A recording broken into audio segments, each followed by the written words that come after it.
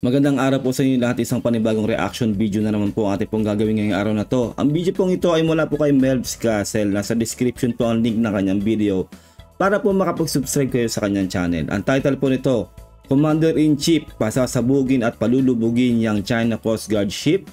Pinag-utos na ba ni PBBM? Kung hindi ka pa nakasubscribe sa ating channel, mag-subscribe ka na para ma-update ka kapag po naglalabas tayo ng reaction video.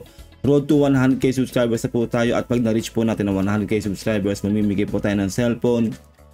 Mag-subscribe ka na, hit the like button, stay active sa ating channel, comment down below sa mga magiging saloobin nyo sa ating mga panood na video na to ni Melvs Castle. Simulan na po natin to. Let's do this. Patay na, nalintikan na. Chinese Coast Guard monster ship mas lalong lumapit pa at nasa Mindoro na to ngayon. Anong binabalak ng China Coast Guard? Ang pasabugin ang kanilang sariling barko. Mukhang ganto ang gusto ng China, ang magkagera talaga.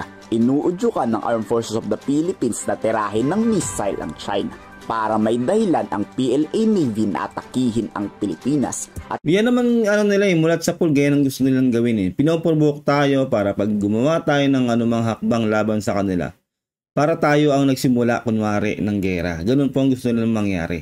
No, kapag tayo ay pumalag talaga sa ginagawa nila sa atin, yun ang magiging dahilan talaga nila para masabi nilang atakihin tayo. Ganun po yun. At masakop sa digmaan ang West Philippine Sea. Yan ba ang gusto ng China? Mukhang pikon na kasi ang China dahil ayaw pa rin kasing alisin ng AFP ang mid-range missile ng US Army. Literal na naghahamon na ng gera ang China sa ginagawa nila. Hindi ko alam kung bakit G na G sila sa pagsakop sa ating teritoryo. Ibig sabihin lang po talaga nun na meron po talagang likas na yaman ang ating teritoryo, ang ating EEZ.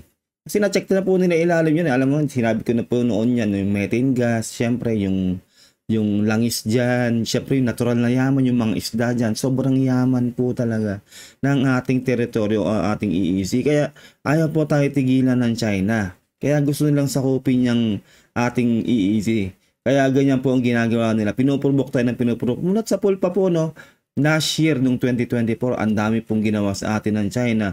Pero hindi pa rin po tayo sumusuko talaga na indepensahan ang ating teritoryo. Kasi iba po ang ating Pangulo ngayon masigasig po sa pagtatanggol po ng ating EEZ, ang ating Pangulong Bongbong Marcos. Kaya ganito po katindi ang ginagawa ngayon hanggang ngayon ng China sa atin para masakop lang ating teritoryo. Kasi po, yung malapit sa Pag-asa Island, nakuha na po nila, di ba, yung ginawa na nilang military base.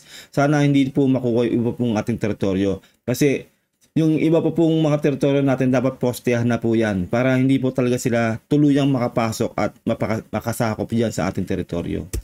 Literal na naghahamon na ng gera ang China sa ginagawa nila. Pinamumukha talaga sa atin ng China na talagang pikon at galit na sila sa atin. Kumbaga, sina-challenge natin yung kanyang pananakop sa West Philippine Sea, South China Sea. Kumbaga, yun na nga, iba na tayo ngayon Dati, di ba, binabangga-bangga lang tayo, ganun. Ngayon, talagang sina-challenge na natin ng China.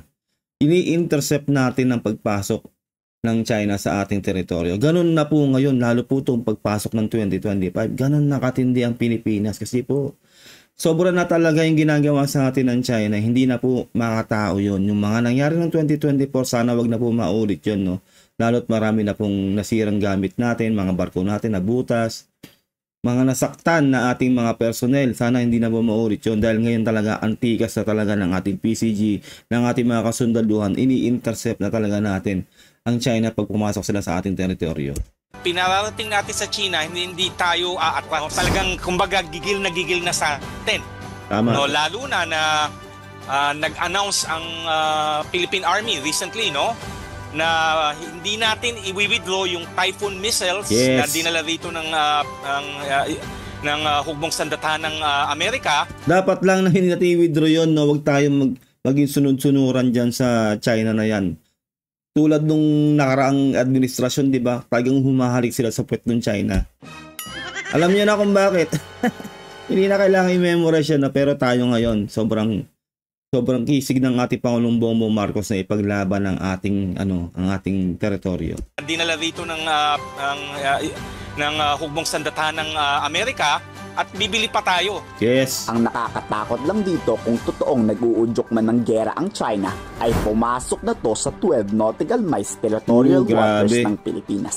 Choke point to o red line ng Chinese Coast Guard. Well, kung gusto talaga ng gera ng China, bakit yung Taiwan hanggang ngayon? No? Puro na lang ganun yung balita, puro na lang sisimulan na raw ng gera doon.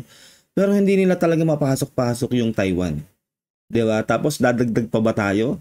Well, kung mangyayari yan, kailangan po handa tayong lahat, tayong mga mamamayan. Dahil wala, no choice tayo, kailangan nating labanan sila. Although napakalakas talaga ng China. Pero kaya ngayon, naghahabol tayo sa pagpapalakas ng sandatahang lakas. Pinupondohan na po talaga yan at lahat po ng mga choke point natin, lahat ng mga EDCA sites natin ay pinapalakas ng ating Pangulong Bongbong Marcos.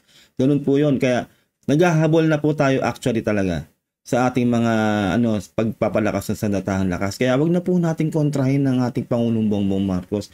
Wag na natin tuligsain dahil ang gusto lang po ng ating Pangulo ay palakasin ang ating sandatahang lakas para meron po tayong pangdepensa diyan sa mapanakop na China.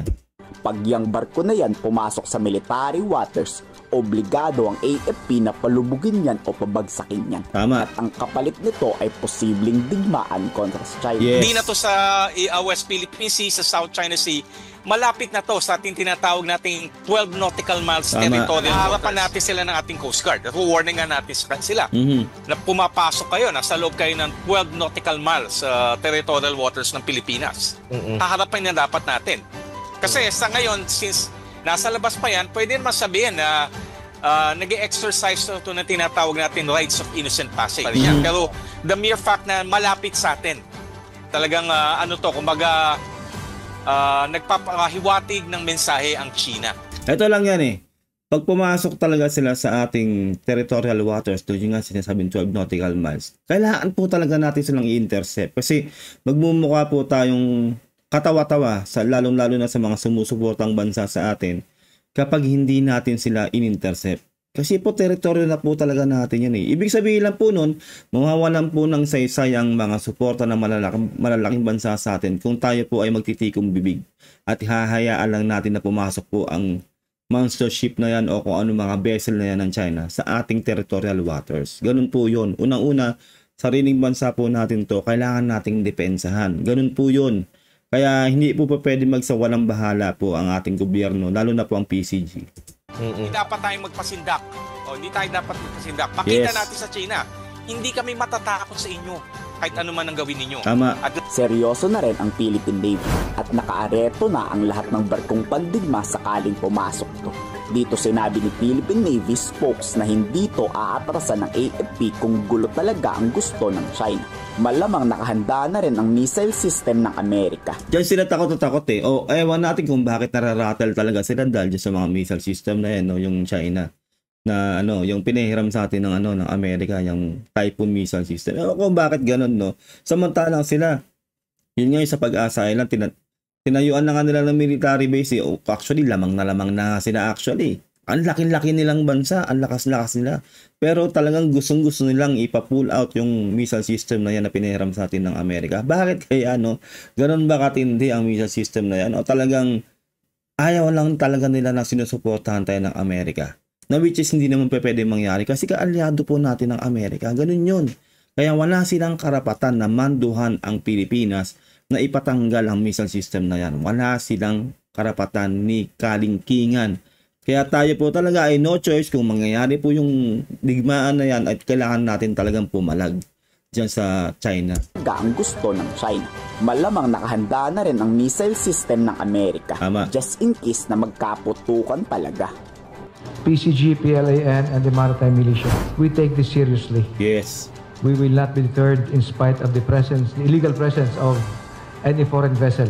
Kahit ang presidensya Nagtataka lang ako bakit hindi na nagsasalita si Browner. Kasi at kung sumusubaybay po kayo sa channel na to, ay talaga pong tinuligsa kasi si Browner sa mga pahayag niya eh. Kaya eto siguro si Tariela na lang talaga yung talagang magsasalita sa kanila. At yun nga, para tumaas naman yung moral natin, wag na tayong magsalita ng mga kung ano-anong magpapababa ng moral, lalong-lalo na mga ordinaryong Pilipinong tulad natin. palakasin natin ang moral natin, lumaban tayo dito sa mapanakop na China. Official office nakahanda na rin sa posibilidad ng malaking gulo. Pero hindi isa sa publiko ng Malacanang kung anong gagawin sa monster ship na yan.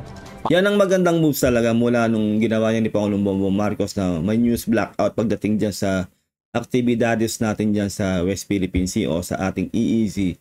Ay gumanda po yung sitwasyon. Hindi na tayo basta na-i-intercept ng China. Hindi na basta tayo naaabangan ng malalaki nilang barko doon. Talagang nagagawa natin yung mission natin dyan sa ating teritoryo mula nung nag-news blackout. Pero hindi isa sa publiko ng Malacanang kung anong gagawin sa monster ship na yan.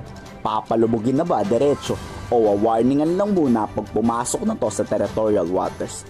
Hindi na inaalisan to ng paningin ng PCG tulad noong una. Akala kasi ng Philippine Coast Guard lalayas na to, iikot lang pala. Grabe, Presence of that monster ship. Pasulpot-sulpot, and it is within our exclusive economic zone. So, tina-challenge yan. Tama. If you look at the YouTube channel, makikita ninyo where there were many occasions na tina-challenge ng ating mga Coast Guard vessels yung... Kala siguro ng China nung uto-uto tayo na porque nakita natin, paalis na yung monster ship. Aalis na rin tayo dun sa location. Hindi, syempre, babatayan yan ng ating mga PCG. Ganun po yun. Hindi basta-basta, kunwari, aalis sila tapos wala na rin tayo doon na magsasawa ng bahala na. Hindi po pa pwedeng mangyari yan. Una-una, teritoryo natin yung kanilang gustong pasukin.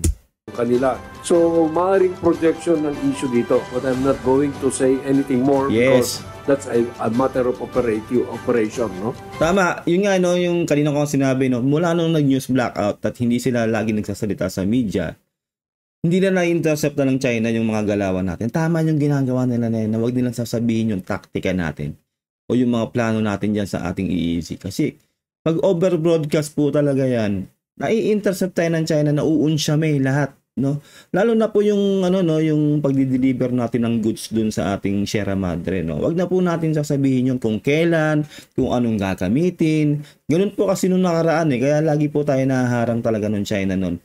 Kaya kawawa naman po yung mga naka-deploy natin mga sundalo dun sa BRP Sierra Madre. Kayo, handa ba kayo sakaling magkagera kung magmatigas man ang China? Yes. I-komento sa baba ang salo. Ayun lang po, no, nagawan po natin ng reaction video ang itong napakagandang video nito ni Melvs Castle. Anong palagay nyo at komento, i-comment nyo sa baba sa napanood po natin video nito ni Melvs Castle. Mag-subscribe po kayo sa kanyang channel, nasa description po ang link ng kanyang video para makapag-subscribe kayo sa kanya. Huwag nyo rin sana nakalimutan na mag-subscribe sa aking channel. Road to 100k subscribers na po tayo. Pag na-reach po natin ang 100k subscribers, mamimigay po tayo ng cellphone. 7,000 na lang po, marireach na po natin ang 100k subscribers. Kaya mag-subscribe ka na, stay active. Ingat po kayo lahat till next time. God bless and peace out. Bye.